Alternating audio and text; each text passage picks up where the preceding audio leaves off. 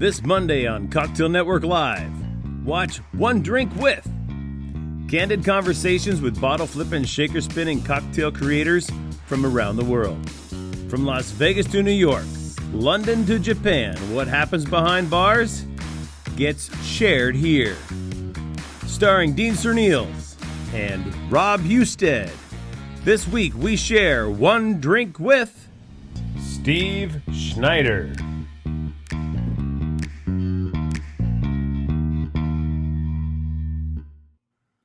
What's up, my dudes? Eddie Munson here doing a little Halloween programming for One Drink With. Who's that dude? Rocking out bedrock style, it's Barney Rubble, buddy! Some old schooling. Yeah. What's going on, Barney Rubble? We were rocking back in the Stone Ages before you even knew what rock was, but congrats on the new movie, Stranger Things. I've been hooked, I'm addicted, I'm on season 4 right now, and I've heard good things about you. Well, all I've got to say is that you can't wait until you hear, Master! Master! That's all I'm saying. Welcome, everybody, to Cocktail Network Live, One Drink With, our Halloween episode. I have to break character because I can't do that all night and keep going, but it was a lot of fun. Dean, I have to ruin everybody's surprise. It's actually me under here, Dean Serneels, like you didn't know. You know what? Funniest part is, hey, Jeff Baugh is in here. He's like, hey, oh my God, I had you in Niagara back in the day for a bartending course. Yes, Jeff, I remember you well. We taught you some bartending, a little bit of bottle flipping way back in the day. Thanks for stopping in, Jeff. Tell your friends about us. Yeah, that was back in the day when I did have long hair, and I was Eddie Munson back in 1988, the year I started bartending, if you can believe that. Full out. I had a jacket that had patches on it, and I was like walking down the high school hallway yelling Metallica. I was that dude. So sad. I'm excited for today's episode. It's Halloween. We got some tricks. We got some treats in store today. Some surprises and some other good stuff. But Dean, you want to get into maybe some housekeeping about what we got going on, how to ask questions, things like that, and then we can get into it. This is my new studio. It's always under construction. It's today's studio. Yeah, we have questions and comments. Look at this. We already have a comment in from Jeff. I just saw. Here, I'm going to re-show it again so you guys can see. Throw us a comment. If you have a question, put a Q in front of your question, and we'll be able to see it, and we'll bring it up live on the screen. There's Ryan Clark going, what up? Ryan Clark from Las Vegas, a little CanCon content here.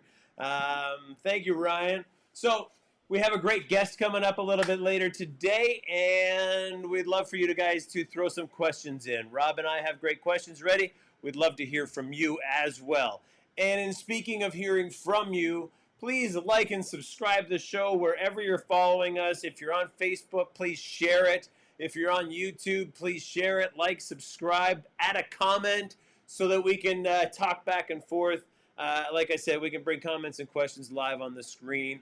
We're just kind of getting word out there, you know, having some fun, getting some celebrities from the industry on board with us today. So please like and subscribe and share One Drink With. Yeah, Dean, it's all about growing the community and then just helping give back and bringing on people that help give back to the community as well. And one way we gave back was we just ran an online cocktail contest. Can we finally let them know maybe the top 3 and talk about that a little bit? Yeah, Dave Beck says we're a couple of pimps. Yeah, there's some old school flair bartenders right there. Those guys used to bartend. Dave, tell me the name of the bar you used to bartend back with Patrick Kelly. They had broken glass all over the floor as flair bartenders in Vegas or Atlanta, Georgia.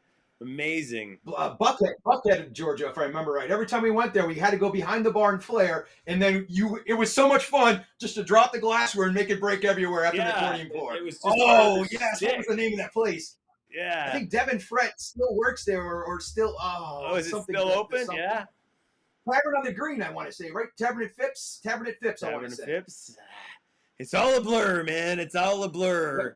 That If was you know, put it in the comments, but I'm pretty sure that's what it was. Decade and a half that I was completely unsober. All right, Tavern at Phipps, young. The young and slim years. That goes for all of us, my dear friend. Yeah, David Beck. Yeah, cool. Rob, yes, you were talking about a contest, correct?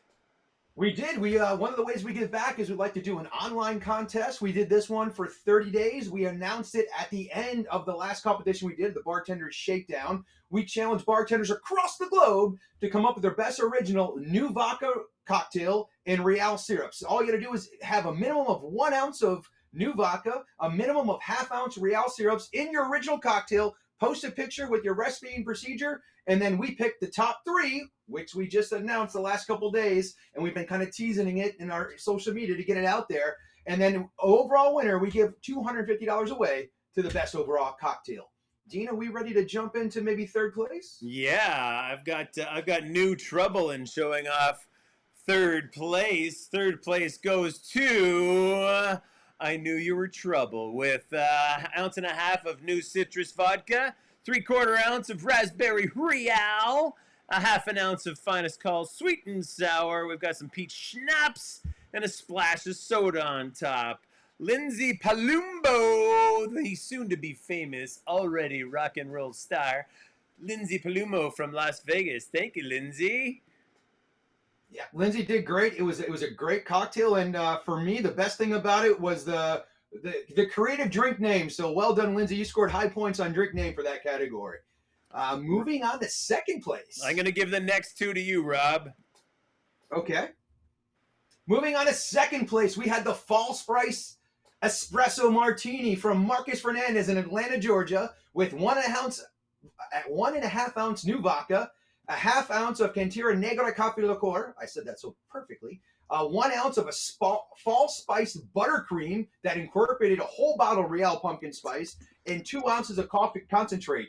This was a fun cocktail because I was in the kitchen cooking butter and some spices, right. And when that came, adding a whole bottle of pumpkin Real, and then adding a full bottle 750 of Bailey's and a full 750 of Bailey's caramel spiced, and mixing that up and then incorporating that with the cocktail, and it was fun. I got a lot left over, so I got to say it came in handy with the neighbors passing out trick-or-treat candies right now. I gave them each 2 bottles of that to enjoy tonight, so they were happy. That's so cool. I have to apologize on that one. I did not have a chance to go all drink master on that cocktail this week.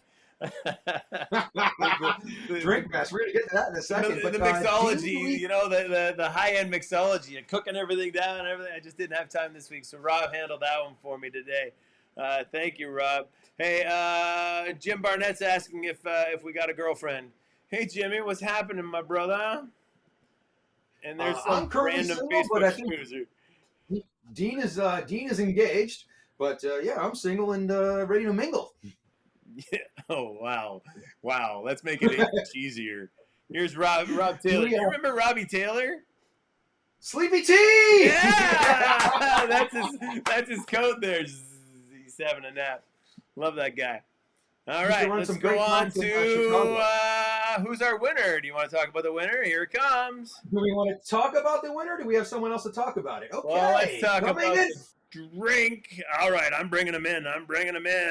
Ladies and gentlemen, in first place. Put your hands together. Hey guys, how you doing? Let me get rid of your drink. Oh, there it is. Oh shit, where the hell are you? All right, there's the man. Hey! All right. Congratulations, Mike. How's it going, guys? If you didn't know already, you came in first place in the Cocktail Network Live New Vodka Real Exotic Syrups. Congratulations, sir. $250. Tell the audience what you made. Thank you. What was that last part? Tell the audience what you made. So it was the Dragonberry Elixir. I hope that the music isn't going too loud in the background. It's crazy in Nashville right now. But it was made with real dragon fruit, chopped up, muddled cubes, and then the new vodka citrus with Real raspberry to give it a little bit of that color because the dragon fruit gave it no color. And I topped that. I topped that with a little bit of this Madagascar Vanilla Real simple or whipped cream that I made. It was so good. And then a little bit of Velvet Falernum, which is one of my favorite competitors, competing liqueurs to mess with. And topped with star anise shaved on top with a little bit of burned or charred anise on top of there as well. So it gave it a little smoke too. Nice. Yeah, it was Absolutely a great delicious. cocktail. That muddling that dragon fruit took forever to get it through the double strain, but eventually it got through. And I tasted it by itself. I'm like, okay, it's not bad. But when you combined it with that Madagascar cream that you did on top of there with that burnt star anise to get that aroma together was what made that cocktail sing. Well done, my friend. Thank you guys very much. It means so much to me. Thank you. Hey, Mike, if I'm in Nashville tonight, where are you in Nashville tonight? I'm at Old Red. I'm at Old Red on the mezzanine floor, overlooking the band, baby. It's going crazy out here. Yeah! Get him to play some You Metallica guys for come me. out and see me. All right, man. Congratulations. Thank you very much for taking a few minutes out of your night for us. Yeah, go back Thank to you, work guys. and make that money. Happy Happy Halloween, Halloween, everybody. buddy. Happy Halloween. Nice. Let's get rid of him. That was awesome. Good job for him. I love that. Oh, Love that he had a I chance love to seeing go. how happy people get for doing something they're passionate about, and then not only get recognized for it, but also win some money as well, and get up to come on the show and have fun. Like that was Why well wouldn't deserved. you? Yeah. Why wouldn't you? I mean, $250. All you gotta do is make a drink. That's great. I love the fact that we had a couple of all three of the top drinks tonight were really, really great and really creative and getting kind of drink mastery on it. If you've seen the Netflix show Drink Master, I don't have the screen ready to come up about that, Rob. But let's move on. Oh, what a great show that was! Like all I can say is I binged it over the weekend, and really happy to see what this show is going to do for bartending and cocktails and like flair challenge bartenders back in the day how to start entertaining. I think this show is gonna hopefully step it up a notch for the common bartender to realize like, ooh, the world of cocktails is way bigger than I think. So well done, Right. Drink Masters. Yeah. I haven't seen it all the way through. I've only got I think I'm still on episode 3. I just kept pouring myself drinks while I was yelling at the TV. Oh my God! So I had to stop, but I'll get back into it later on this week and finish that up. I'm very excited about it. No spoilers. Don't tell us a thing. All right. But while we're talking about drinks, you must be getting thirsty, my friend. I am, but before we do, I got a trivia question for everybody. Our fun trivia question. Hold on. We got to finish the cocktail contest. Oh, that's right. Speaking which, now you know, starting tomorrow, November 1st, and going till November 30th, 30 days, is our next online cocktail contest where you can win another $250. Whoever comes up with the best redemption whiskey, it could be the redemption rye whiskey, it could be redemption double rye, it could be also the bourbon, minimum 1 ounce, as well as a ½ ounce minimum of Real Exotics. Anything you want after that, no holds barred, as many ingredients as you want. Homemade ingredients are okay. Include the picture, full recipe, and send it to contact@cocktailnetworklive.com before midnight on November 30th, where on Monday, Repeal Day, we're going to announce the winner of that $250. And my power just went out here, so hopefully I'm here. Wow. That's almost kind of fun. Happy Halloween. Yeah, happy Halloween. Hey guys, let me tell you, this is the brand new Bandy board. It's the first product from Flairco in over a decade. And it's called the Bandy board because John B. Bandy, it was his idea. I took his idea and developed it into the Bandy board. Rob and I are both going to use it in our 1 minute mixology today. But it is available at Bar Products. Join us on Bar Products. Sorry, I'm trying to edit and do all this stuff all at once. Waiting for Rob there. So check us out. Barproducts.com. Yes, it is an affiliate link. Any money you spend at the Flairco or follow our link, it'll be in the description below after we pre-post this, okay? Yeah, check that out because all the money is going back into our broadcast and going into the support the community, all right? Rob and I have some fantastic ideas that we hope to bring out, including this show.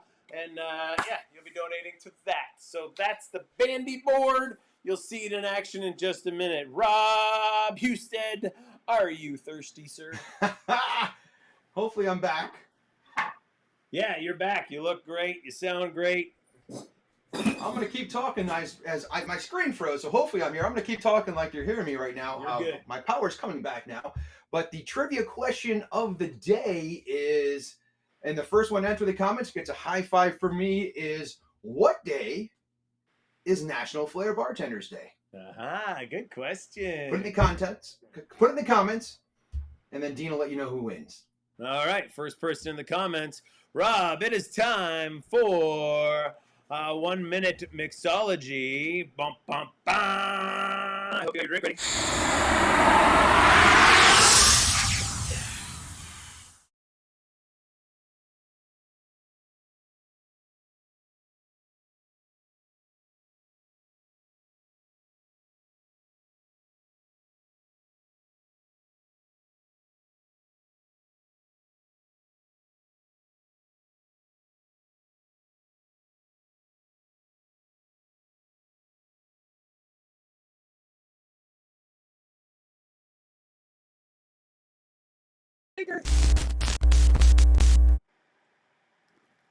There it is.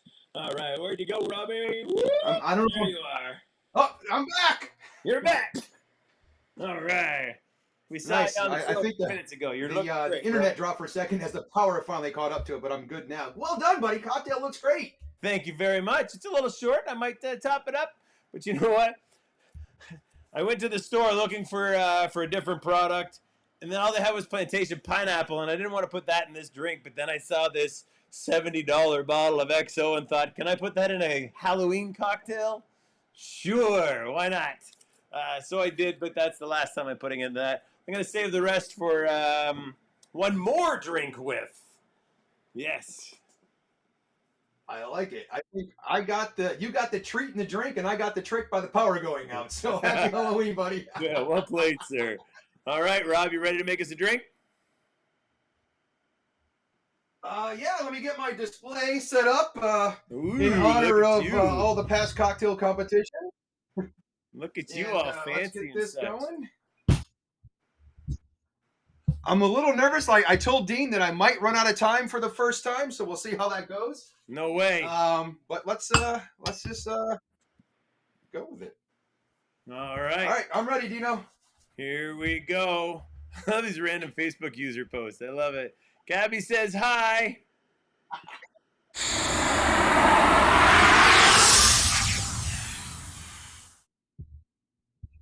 Bam! So today's cocktail is going to be called Smashing Pumpkins. This is going to use 1 ounce of Redemption Dark, Redemption Rye, 1 ounce of Plantation Dark Rum, a ½ ounce of Yellow Chartreuse, 1, 2, 3, 1.5 ounces of Pumpkin Real, 1 dash of Chocolate Angostura Bitters, and a whole egg. That's right, a whole egg we're going to include there. And then some finest call single pressed. 1 ounce of that. We're going to spindle mix this bad boy. Then shake it with ice. And then strain that goodness right into our nice display. Woo, cutting it close on time. That nice head. So we basically made a flip and then sprinkled with some apple pie spice, pumpkin pie spice, and there we have Smashing Pumpkins. Nice. Well done, sir. Well done. I greatly appreciate what you just did there. Hey, did you see my shaker? It's the Bartend Better Now shaker. I saw that when I came back on, just when I reconnected, I saw that. So that's awesome, buddy. Thank you for Check that. out Bartend Better Now. That's Rob Husted's site where he teaches all kinds of great bartending and mixology, such and such. All right. Cool. That drink looks great. I love your presentation down there, man. Thanks. I know by the end of one more drink with that, all these candies are going to be in my belly, so I'm excited about that. It is Halloween. All right, Gabby says hi. Hi, Gabby. Hey! And Rob, we I have a winner from our trivia question. Please put your hands together. Out of Canada, Ryan Smythe. Hey, Ryan Smythe, how Hey, are you, my dear buddy! friend? Yeah, June 10th. He says he's a little out of practice, but June 10th, 2022 was the first National Flair Bartenders Day. Thank you very much, Ryan. Dean, you want to give everyone a quick update of why that date's so important? Well, sure. After I don't know, it took 2 years to finally get to a final prototype going live, and our first production of 800 Flairco Flair bottles came out on June 10th, 1998. So when Rob and I put together National Flair Bartenders Day this year, we thought, what a better day! Great day to put the show together, and we celebrated it with 6 hours of being on a live broadcast with a bunch of great Flair bartenders, and we're looking forward to doing that again next year with even better, bigger Flair promotions. So it's going to be great. Thank you, Rob. All right, random Thank you, Facebook buddy. user gives us a bunch of hearts. Thank you, random Facebook user. I'm pretty sure those are my Facebook users. If you're logged into yours, I'm guessing. So, Oh, I that don't makes know. sense. All right, if you're sending messages from Rob's Facebook, tell us your name so we can say hi because it just comes up as Facebook user, which is kind of impolite for me. All right. We're learning this technology. Let's get on to our guest, buddy. Yeah, I'm I'm so thirsty here. excited. I've followed this guy for years. I kind of lost touch because of COVID and stuff, and I'm struggling to wonder how many times we've even talked. But I remember I saw him in Las Vegas once, and I was like, "Hey, here's Steve Schneider," and we embraced like we were old buddies from back in the war. And we've chatted a little bit since. Looking very much forward to catching up with Steve Schneider. I think I gave it away just now, didn't I? Rob, how did you first run into Steve? It was definitely at a cocktail event, and then I was just so happy for him when I saw the movie Hey Bartender come out and Yes. really showcase him and let his personality come out. And then from there, during that time, I saw him at so many other industry events. And well, let's get to know him a little bit Yeah. better, All Dean. right. Here he is, ladies and gentlemen. Please put your hands together for the one, the only, Steve Schneider. Forrest Gump. Hey! Hey, what's up, guys? Let me Hey, tell you, Steve. Dean, when you're talking about we ran into each other in Vegas, you're Yes. like, you're Steve Schneider. I'm like, son of a bitch, you're Dean Serneels. I'm like, Stop. 20 years ago, 20 years ago, I used to watch your videos, man, and you taught me so much. You're the reason why I have a fake plastic thumb. You're the reason why I have a sky bottle with the string on it and the The hook floating shaker tin. as well. Yeah, the floating shaker tin. Yeah, man, I used to watch you all the time, and I learned so much from you. And I never met you. And when I met you at that conference, and you embraced me, that was a special moment for me. And to be here with you guys, Wow. two legends. Oh my God, I feel like a kid right now. So thanks for having me, and happy Halloween, everybody. Thanks for tuning in. Wow. That's very Also, meaningful. I love the energy. I love the energy of that bartender you just had on, Mike from Nashville, the winner. He has Yeah, great Mike energy. I'd love to Hastings, sit at his yeah. bar. Yeah. He dropped me Good a for him. message on Yeah. on Facebook, or not Facebook, on Messenger. He said, "Thank you guys so much. The journey is so long, and I'm learning every spot on the way, and I appreciate you guys so much. Thank you." So he's doing Great. flair, he's doing mixology, he's doing the whole thing, and he's loving every bit and every step of it. So he's doing great. Thank Great. you. Yeah. Nice. So, Steve, first question before we get into anything, what are you drinking? Right now, I am drinking. Well, I can't drink as good as I used to, but I'm drinking a little bit low ABV right now. So I am drinking sherry. Nice. A nice. I just got an Amontillado sherry, and I have it mixed with this. I use this Alani sparkling water. It's a pina colada flavored sparkling water, no sugar or anything like that. So it's just a sherry highball, like a pina colada sherry highball. So I mean, I'll That's make one for you great. guys if you want.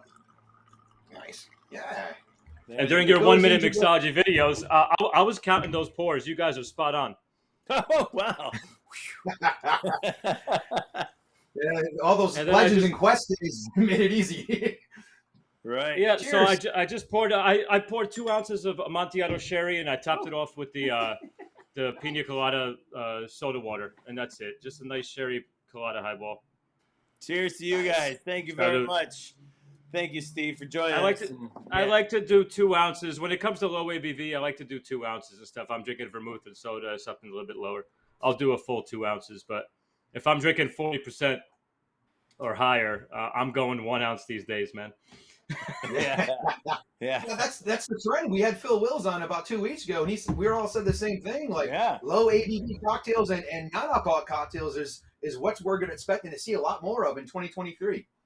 Right. I'm not on board with non-alcoholic cocktails, not yet. I'm aware, of how important it is, but that's something I always task to the bartenders. I'm like, you know what? We really need some non-alcoholic drinks. And I look at the staff and I'm like, you guys get on that one because I haven't embraced that just yet. I get it, man. I get it. I was in a liquor store the other day, and keep in mind the liquor stores in the United States are the size of Walmart in every other country. But there's a whole section of just non-alcoholic beer and spirits and wines and everything. The whole section of non-alcoholic spirits, which I don't get that. It's gin flavored water, as far as I can say. But there's so many other creative ways to do non-alcoholic drinks, I think. But anyway, It's pretty freaking incredible, to be honest. Yeah. Right. So yeah, if I have that, I'm gonna have a gin drink. But I get it. Steve, awesome to have you on here, man. Thank you very, very much. For our viewers, give us a little bit of a history and kind of quickly catch us up to your storied career before we get into some more detailed questions, if you could. Well, I'll just start with what I'm doing now and go backwards. Sure. My name's Steve Schnieder. This is my 20th year of being a bartender in the bar business full time. And right now I'm in Burbank, California. I'm expecting a little girl. We're about halfway there. So it's my first child, and I'm super excited, pumped, and happy. And it's a big time, life-changing thing. And the baby's not even born yet, but so far so good. I still go back to New York once a month to check on business there. I do also own bars in Shanghai and Singapore. And they're all the same bar? No, all different bars. Okay. All different bars, different concept, different partners as well. So safe to say I'm pretty good at juggling these days, but you know what I mean? But I was a long time bartender. I guess I made a name for myself at Employees Only in New York. But now I'm one of the majority shareholders of Employees Only in Singapore. So that's great. That's basically where my first bar was. I was the bar manager at Employees Only for many, many years. And then I had a chance to invest and become a partner in the Singapore branch. And that was my first bar. And it's something really special to me. It's been doing great. And you're famous then from for there, I the branched out to 10-speed bike, Shanghai. right? You're famous for the Say again? 10-speed bike outside of the Employees Only in New York, right? Well, yeah, I left my bike out there before I moved out of New York, just to fuck with the GM because I knew it would drive him crazy because he's, he likes to keep things clean out there. So finally, after about 6 months, I finally let him cut the lock, and they gave the bike to a porter. Nice. Steve, so you start off as a bar back at Employees Only, and then eventually went through a high level of training and then became a full-fledged bartender. Tell us about how much training and how much effort you went into during that training from bar back to bartender. Well, it's the structure there is set up where you start out as what position called the stocker, which is basically, it's more like a traditional bar back. You restock the glassware and the ice, and you're basically the apprentice's bar back, and you have a black t-shirt. You're kind of waiting in the wings. I like to say you're like the force of the apprentice. So if the apprentice needs like an ice bucket, they just got to use the force, and here comes a black t-shirt with a bucket of ice, And your job is just to kind of get to know where everything is and just really go through the ringer. Not a lot of people survive that. It's a really physically demanding job. And it's a lot of crawling underneath that little tight bar. Once you get promoted there, you get your white jacket, and it's your apprentice jacket, and that means you're the service bartender. So you're mainly working the service bar, but also your job's to make sure the two principal bartenders are good to go.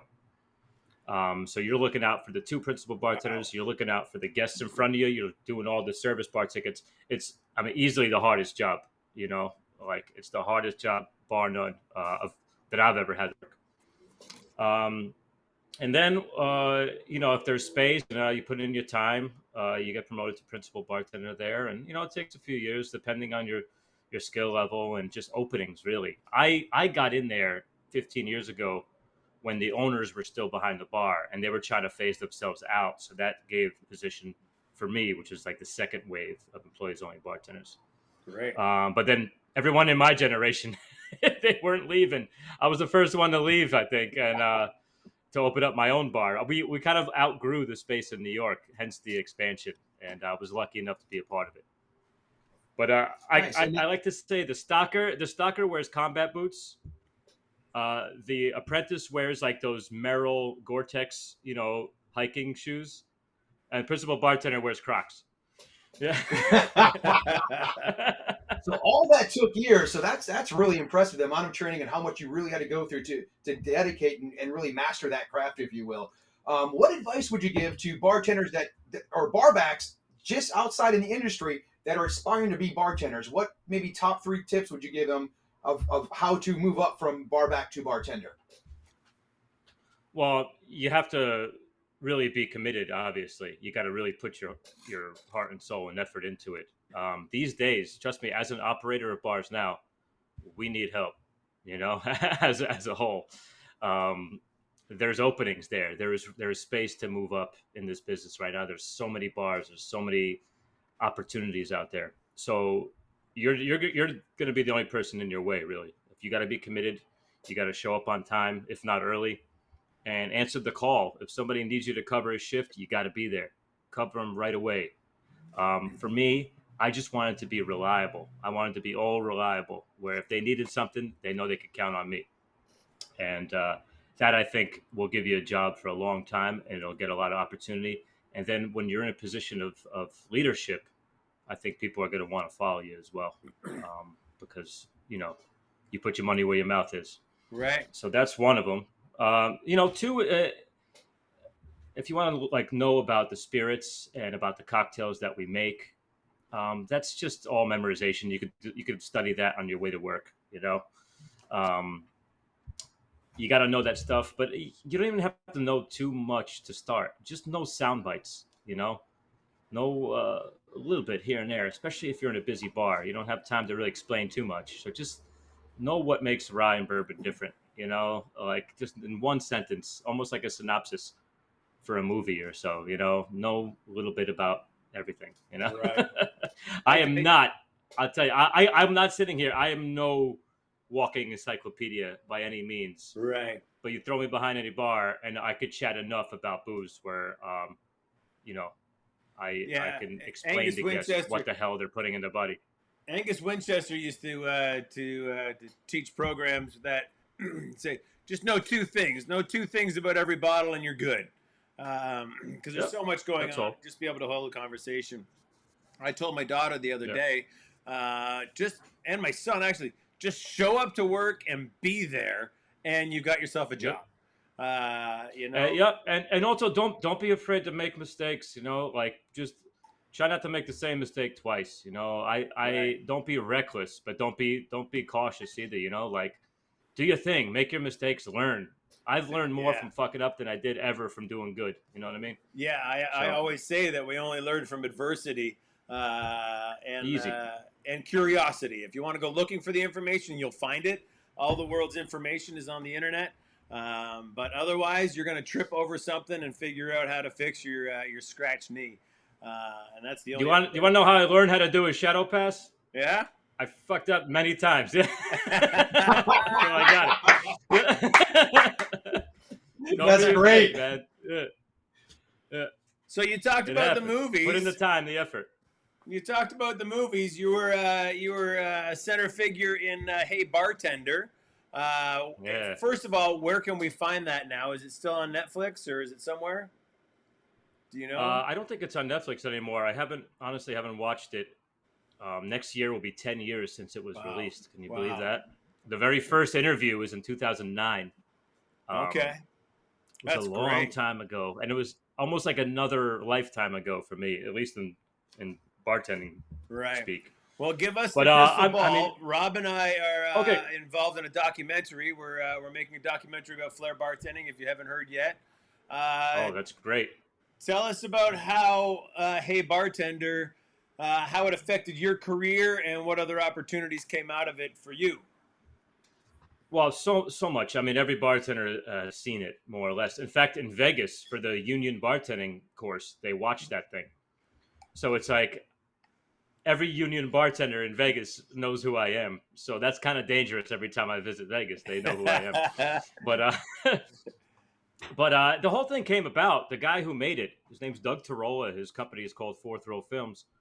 He's made a ton of documentaries. He's made over a dozen documentaries, Great. and this is back when there was less than 5 cocktail bars in New York. This was like, Right. Back before 2008, speakeasies 2009. were a dime a Yeah, yeah, dozen. yeah. We were employees only was a handful of cocktail bars. So his mother sent him a newspaper clipping about employees only, saying, "Hey, you should check this out," because the bar that he liked to go to closed. It was like an old divey bar. Right. So he's like, "Yeah, fuck it." So he came in, and when someone walks in, we have a curtain, the psychic booth and the curtain. So he Right. walked in, and talk about deer in the headlights, man. And I was busy. I was an apprentice at the time. I was working service bar, and we were slammed, and we were slammed every night at that place. But Right. he walked in, and there was a seat opening up, and he was solo. So I was like, I could have done one of two things. I'm like, I could have made fun of him, or I could have got him a seat. I did both. Good. But As every good bartender would, right? yeah, of course, Um, a quick little sidebar is like my favorite bits of conversation behind the bar is when you turn your back and you're at the POS system plugging in drinks. That's when the best conversations ever happen. And like, I turned around, I was like, look at this fucking guy. He doesn't know where he is, And like, hey buddy, how you doing? I got a seat right here. So he sat right in front of me and he had a great time. And he I was just blown away. He had never been to anything like this, never seen it. And he's like, hey, I make documentaries. Is it okay if I interview you? I might want to make a documentary about what you guys do. Wow. So, an artist in New York, I thought, I've heard him a million times. I just thought he was talking shit, So Right. I was like, yeah, sure, whatever. Come by tomorrow. So Looking he for a came free by drink. and no, yeah, exactly. So we had a great conversation. And then he's like, man, this is it. This is amazing. Followed me around for, 2-3 years. And and then I introduced him to everyone else in the bar industry. And then it just kind of, the story just kind of wrote itself. And next thing I know, I'm on the red carpet in Hollywood, like Cosmo Kramered my way into it.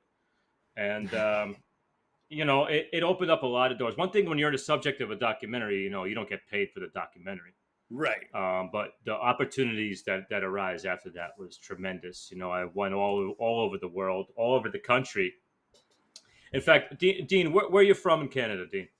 I'm from Niagara Falls, just south of Toronto. Oh, So okay. we would go to Metallica concerts in Toronto, and then Yeah. all south of there. Yeah. I remember reading your story in the Long Pour out of McDonald's book. Oh about, yeah. That's Bulldogs so cool. at the Gate. I remember that, of course, man. Dude, I'm a Dean Serneels super fan. Come on. So I love you, man. we once did a quick story. We were in Detroit. We had a screening, Detroit premiere. We had a screening, Right. and then after So we you went went to out, we all the partied premieres hard. around the world, then? Yeah. That's great. And Sorry, keep going. the most memorable one was fucking Detroit because we're in Detroit and we partied hard after, and then we go back to the hotel. Doug's like, Steve, we have to do a video conference from Vancouver. We have to Skype them or whatever. Keep in mind, this is 9 years ago, 10 years ago, Right. where it's not like we could get on right now. Technology was not that good, but they were able to Skype us in the lobby and into a packed 200 something theater 200 something people theater in Vancouver who just saw Hey Bartender, and we did a Q&A, and I was so drunk.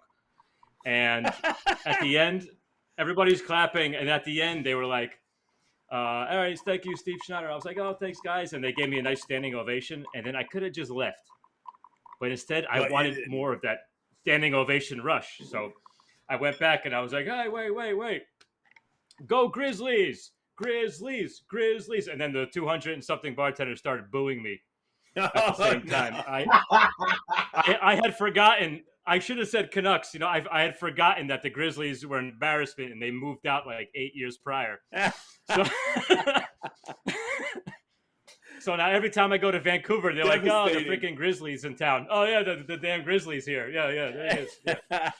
So too funny, man. Thank you very much. Yeah. So anyway, but I can't wait to see your guys' documentary. I think. I just think the Flair bartending story needs to be told. I've had so much admiration, and I did my best as one as well in my early years of bartending, and it's just the energy that Flair bartenders bring, the dedication to get it right, because you don't practice at work. You practice on your off hours. Absolutely, it's something that the cocktail bartender will never understand. They'll never understand the amount of physical, mental energy that you guys put into it. And it's not just juggling bottles, flipping bottles. It's about being on point with every guest, being energized, and also learning the working flair, knowing when to flair, when not to flair, and just knowing the business inside and out. And I go to Fuel Bar, man. Get those Carnival pours Court, now right. Circa, where Vace. Yeah. It's you guys couldn't even go on stage if you didn't pass a pour test. Am I right? Yeah, you're right. Had to pass a pour test in order to compete. You didn't get to the big show until you did a pour test and a speed round and everything else. Only then could you show off your flair. I'm saying it's so impressive. I wanted to ask you guys, who are some of the young heads? Like, I talk to Dario quite often. One of my favorite flair bartenders and just one of my favorite people. I've always wanted to know who the young stars are in the flair bartending world, because I don't hear much about it, and I think that the young stars. It's great to see Latin America really just blowing up right now. Like there's so many young Latin American male and female bartenders, and then overseas in the UK and Russia has been killing it. Like Belarus and some great female flair bartenders from there. But at least for here in the States, for us. I was just watching a video from Shake It Up, the USBG competition we did at the Nightclub Bar Show, and I was watching Cruz Gutierrez, a flair bartender from South America who lived in Texas, but Lorenzo Garcia was bar backing for him, and now seeing Lorenzo Garcia stepping up and winning bartending competitions in mixology, in flair, speed bartending, and it's great to see that. But there's a lot of new blood. That's great. And the time for flair is just everyone's hungry for that entertainment, and when it's done right, it's exciting. Yeah, so that's something I use as inspiration. Like, I try to instill that in the young bartenders that I have working for me, is especially the bars that I have that don't have TVs and stuff. It's like, when someone's looking at you, give them something to look at. It doesn't have to be over the top. Just a little thumb roll, a little tin spin. That's all you need. And just twirl the spoon before you put it in, and it's like just make it look smooth, make yourself look good, and it puts you above just the average run-of-the-mill bartender, just putting in that little extra style points, not so much flair, just style. That's so you did flair and a little bit of magic and stuff while you're bartending. So what are the one or two things that you would do every shift? I mean, I always catch a bottle behind my back, and I only know like 3 flair moves or 5 flair moves anymore. What were the 2 that you would use when you were bartending? And you're doing high-end cocktails, but I know you did just at least two flair moves. Yeah, well, first of all, taking the orange, cutting the orange, and pulling out the dollar bill. I learned that from you, Dean. It's a winner every time. Someone fucking tips you. Yeah. Someone tips you. You make it disappear. You open the orange. You shove the thumb in. You pull the bill out. Money maker. Amazing. It works every time. Freaks people out. Big time money maker. Back in the day when we used to do a lot of bomb shots, it was always the the domino effect of bomb shots. That was always fun for me. I like low risk moves. Right, absolutely. I think the Shadow Pass, for instance, the Shadow Pass is a low risk, high reward move. Especially, dude, like we have a lot of bev naps and stuff. So when I like bust people in front of me, I'll just wipe the bar with the bev naps, and then I'll just shadow pass it, and then throw it away. Just like kind of crumple it up, And shadow pass it, and be done. yeah, a couple times shadow pass it, then throw it away with my other hand. Yeah, and it's an Dude, old if I miss it, napkin. it just looks like if you it miss, just no big deal, yeah. right? If I miss, it just looks like I'm throwing trash on the ground. But when I get it, which is more often than not, and I as I catch it, I'm looking him right in the eye. And it's like, oh shit, you know, and I look so freaking cool. And if you miss it, it's just as funny, right? It's just as hilarious. Yeah, exactly. Throwing trash. And you don't break anything. Yeah. But me, I often love to play with my tins. You know, I love flipping tins around. I love doing some hinges and some finger rolls. You know, right. The gunslinger move. I learned that one from you, I think. All right. That's awesome, dude. So tell us about some of the projects that you've worked on internationally, because you've traveled the world, and tell us about some of the things that you've done. Well, my first bar was Employees Only Singapore. I was the bar manager for a long time at Employees Only New York, and I had an opportunity to not only go there and be a minority partner, but also I'd saved money. I saved money for years while I was working.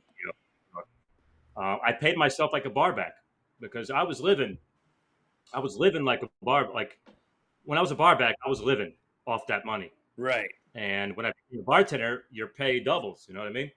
So I kept that extra money and I saved it. I ate, ramen noodles for a year, like from the bodega.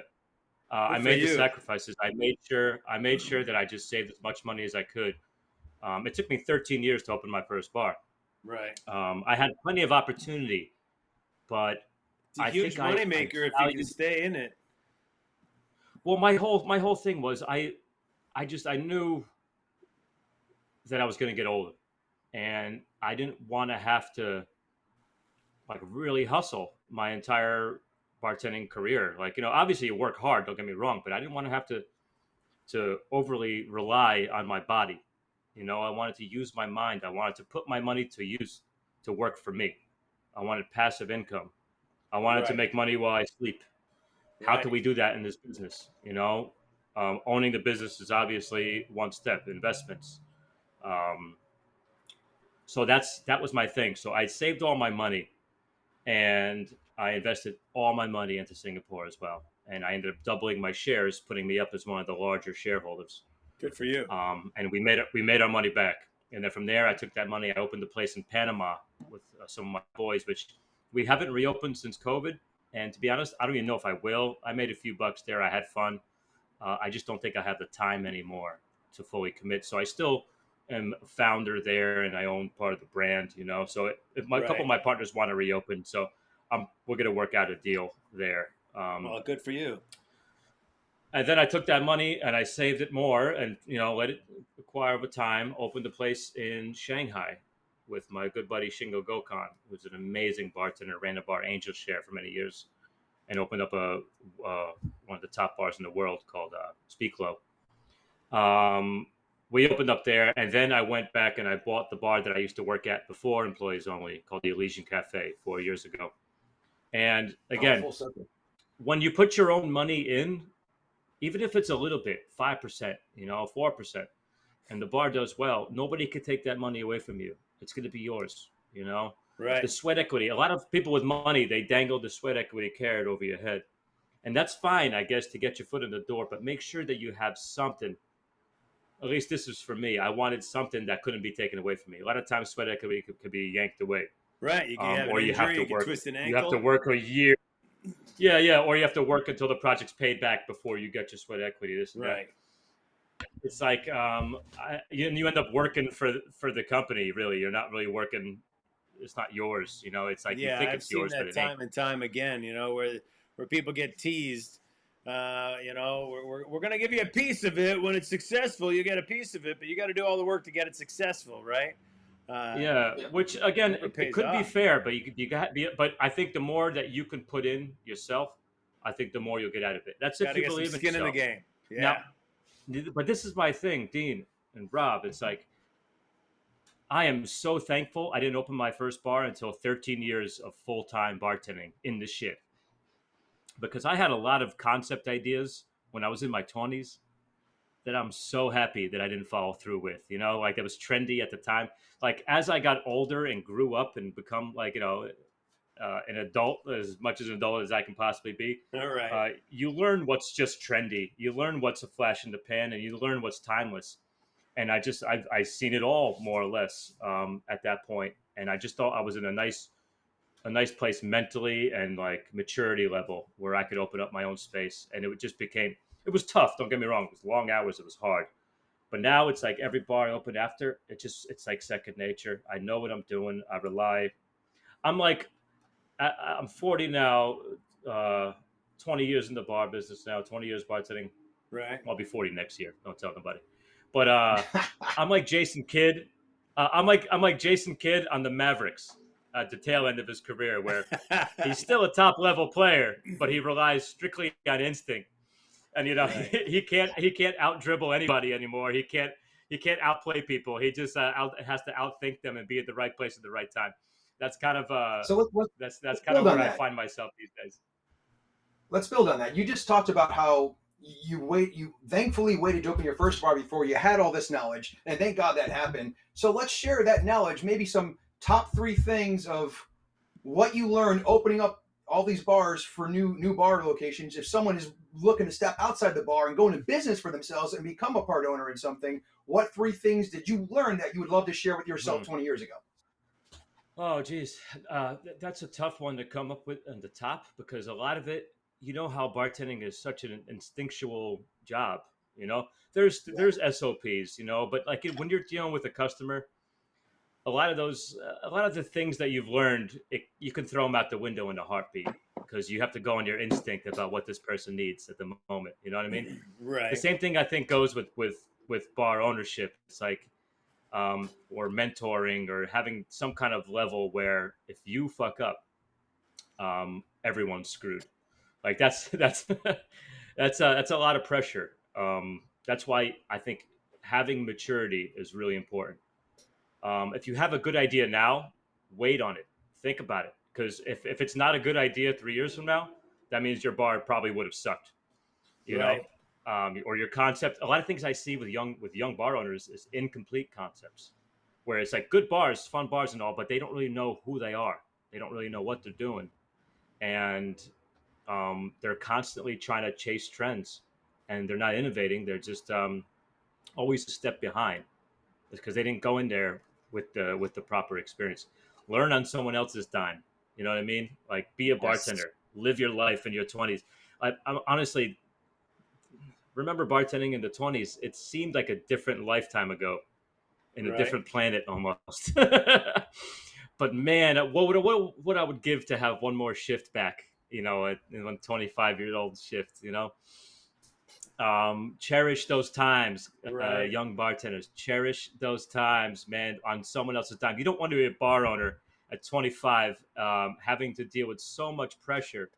Um, like make your money on someone else's dime. Travel, enter competitions. Have fun, You test yourself, gotta do those. You gotta get get into out all there. sorts of trouble. Get in trouble, learn from it, Right. like do it. Make Because memories. once you become Learn. a bar owner, uh, yeah, if you get fired as a bar owner, guess what that means? Everybody gets fired. Right. And it's a lot to undertake. But one thing, Rob, to answer your question, when someone gives you money for a concept, they believe in you. You better make it, no matter how creative and artistic you are, you better make that a priority to get them their money back. If Right. that's not on the top of your list, you got to rethink it. It's really important. As much as we love the craft, and there's the artistic side, and all the fun we have, we also have to realize that this is a business, and if you want to make a career out of this business, you have to treat it like a business. You have to Right. treat it like a career. I like what you're saying about It's not taking care of playtime. yourself. It's Yeah. not playtime back there. Yeah, yeah, it's Yeah. real. It's real shit. Yeah. Yeah. Um, so that's one thing. Like someone gives you money, make sure you have a plan to get their money back, because the quicker you get it back, the more you'll get next time. Right. And Right. again, my whole thing is, listen, I can't really talk much about my new project, but I got a new project opening next year. It's gonna I be was my gonna last ask one. you what's coming up new. What can we look forward to? I still got the energy. I still got the legs. I barely have the legs for it. But my guys, my passion is high volume.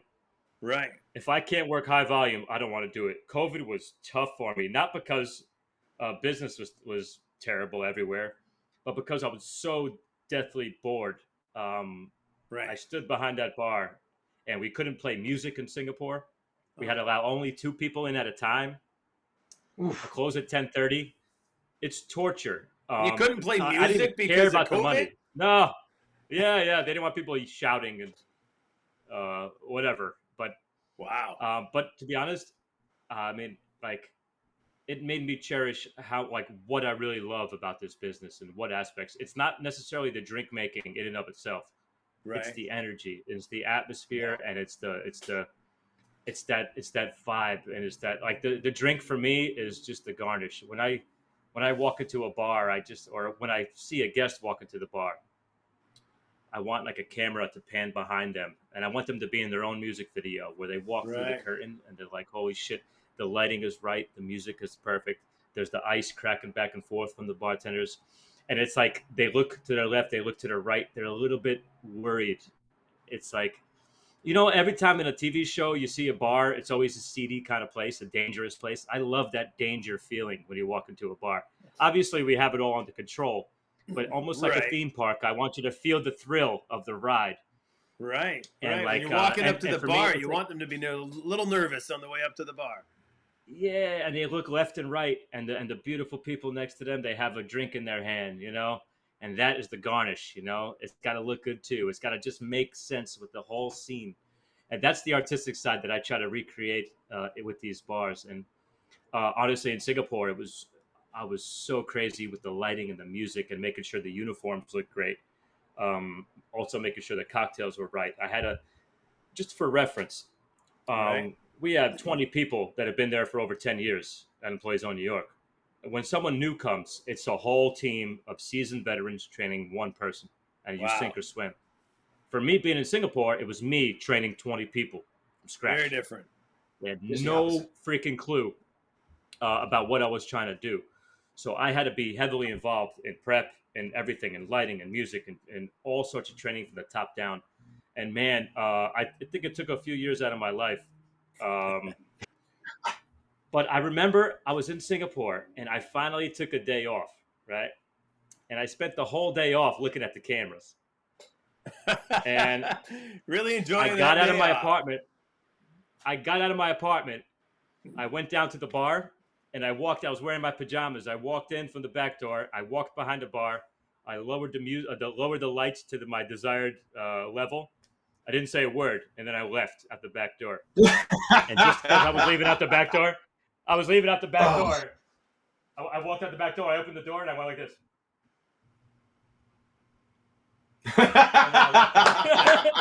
So, so that was my first day off. My second day off, Wow. I actually went to go to like a Broadway show called Les Mis. Okay. Which of course you guys know Les Mis, but Yeah. obviously it was in Singapore, their version of Broadway, whatever theater. Right. And I went there, right? And this was probably about 5 or 6 months in after we opened, probably 5 months after we opened. I was there every day other than that one day where I was looking at the lights, freaked out on everybody. And I went to go see Les Mis. It was a Sunday matinee. And I'm sitting there, and man, the music was right. The lighting was right. The blocking was great. The costumes were great. The singing, everything was like on point. And I'm looking at this thing. I'm like, you know what? I bet someone fucked up. I couldn't tell though. Somebody went in the back and said, "Ah, shit. I did something wrong," but I had no idea. So it made me take a step back, and I'm like, Steve, look what they just did. If someone fucked up, it's okay. The show goes on. So, like, stop Nice. being so crazy about these little things. Yeah, teach this and that. They'll get it, but don't stress about it. Take it easy. So as soon as I was able to take a step back and relax a little bit, I remember it was mid-January. We opened up in June 7 years ago. Mid-January that following year, I walked in and I said, everything's pretty good. I got nothing to complain about. And they got it. It was like, boom, they clicked just like that. And I'm like, wow, Show my goes job is on, done here. always. Yeah. just like it's going to go on here. We're coming to a close of the first segment of One Drink With. We're going to come back for one more drink with, where we kind of let loose, we kind of go off script, and we invite Steve to come back, and we just have some fun. And that comes out about a month later for our subscription-based people. We're still trying to figure out how to do that. But before we do that, we have something we like to call the final sip, Steve, where we kind of all come on camera. We go one at a time. We take the final sip of our drink and give a little recap of what our thoughts are for today's show. Steve, are you okay with that? Yeah. So I'm pretty much just gonna chug the rest of this. No, you don't have to This chug it. highball. Yeah, you don't have to, but Dean and I usually go pretty quick. Yeah. So, Steve, the premise is that one drink with, we have this final sip. We talk about what we talked about just in the last half an hour. We wrap that up. We close the show, and then we come back on, and we're just going to record it. We won't go live, and we're just going to have a chat while we're drinking some straight rum or something, or whatever it is that you want to drink, or continue your drink. I got some Jersey apple brandy here. 100 proof. Yeah. See, Let's that's do what's this. going to happen on one Let's get more spooky. drink with. You want to see me get spooky?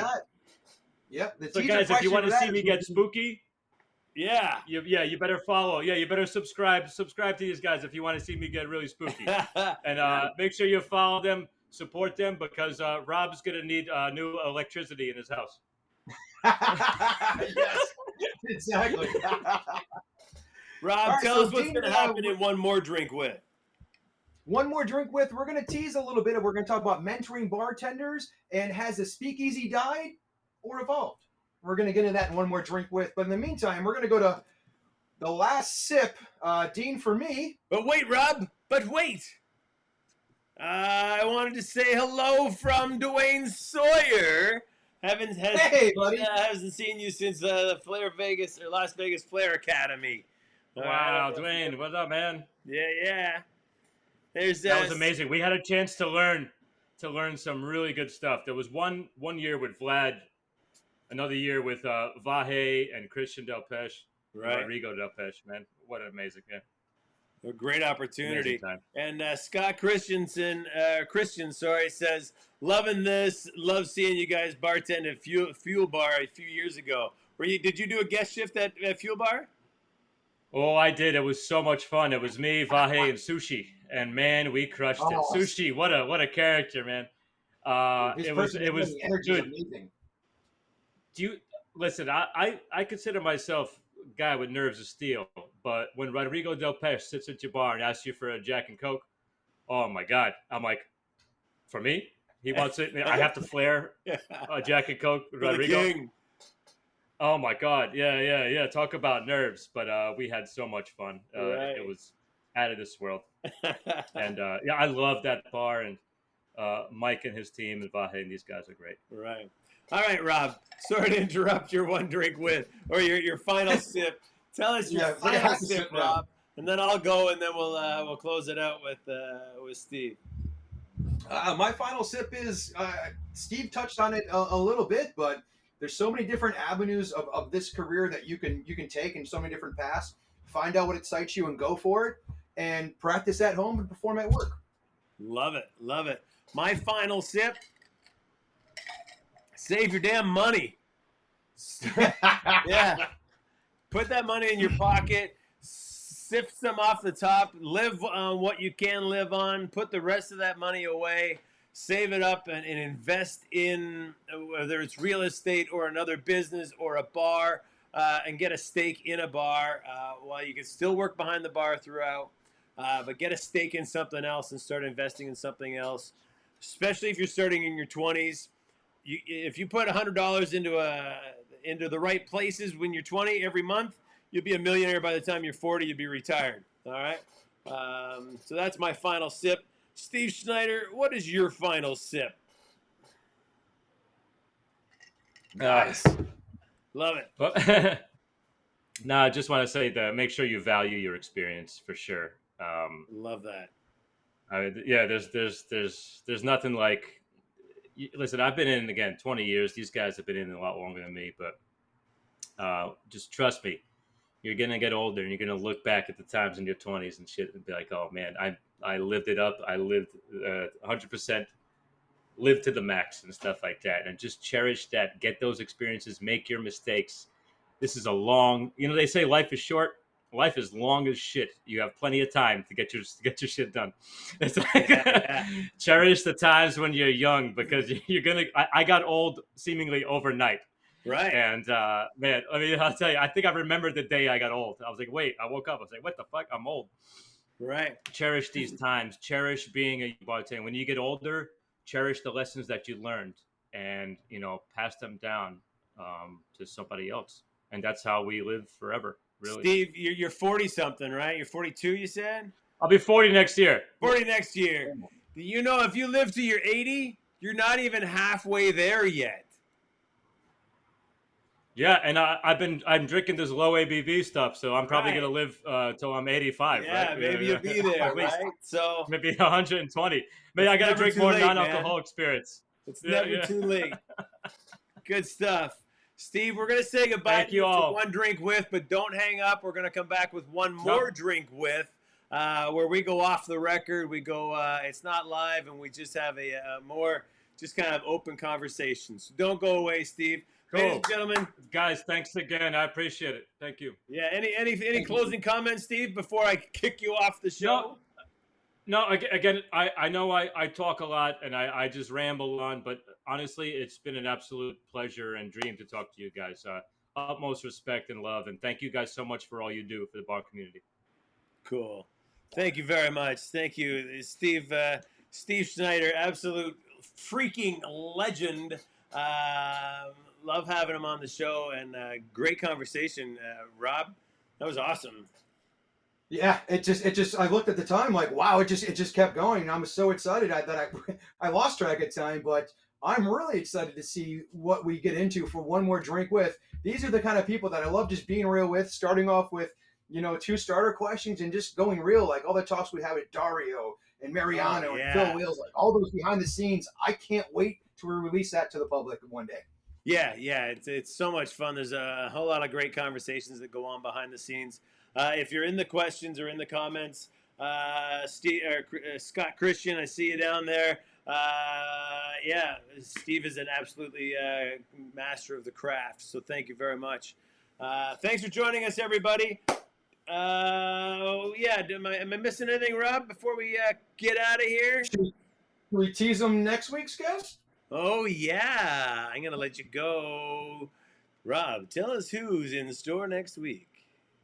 In store next week, someone near and dear to my heart. My first ever Flair bartending competition that I organized was Bar Wars 1 in 1999. And This person won that competition. His name, you know him, you love him, and you're associated 6 degrees somehow, Mr. Travis Tober. Travis Tober. Yeah, Travis and I go way back to 1999. So that means Travis came to Canada for a bartending competition, and I've had him on. I had him on One Drink With, like season 1 or season 2 or something. He's got a great story of when he came to Canada, and I will force him to tell it again because I always do. It's so much fun. When he called the owner of Flairco and said, "Yeah, we're coming to Canada. We're going to kick your ass." It was so much fun. Travis. Yeah. So Travis Tober coming up next week. Ladies and gentlemen, thanks for joining us in the comments. And, we'll see you next week. Don't forget to like, subscribe, and share, whether it's on Facebook or wherever. It means a lot to us to help build this community. That's what Rob and my goal is right now, to build the community of Flair Bartender and Mixology and those that really care about the craft of tending to the bar. So spread the word and help get word out. We try to hit every single Monday. We've only missed one because of life. And Rob's going to be calling in from Cuba next week, right, Rob? Yep, at the IBA, International Bartender Association World Cocktail Championship. If I have Wi-Fi, I'm calling in. Right. Let's see. If not, it's just me and the Tobe, all lonesome, drinking aviation. We got to drink aviation gin on Monday. All right. We're going to close it out. Thank you very much, ladies and gentlemen. Put your hands together for Barney Rubble. Oh, bye, buddy. And Eddie Munson. All right, we'll see you Stranger Things later. All right. Thanks, guys. Thanks for putting up with us today. Love you all.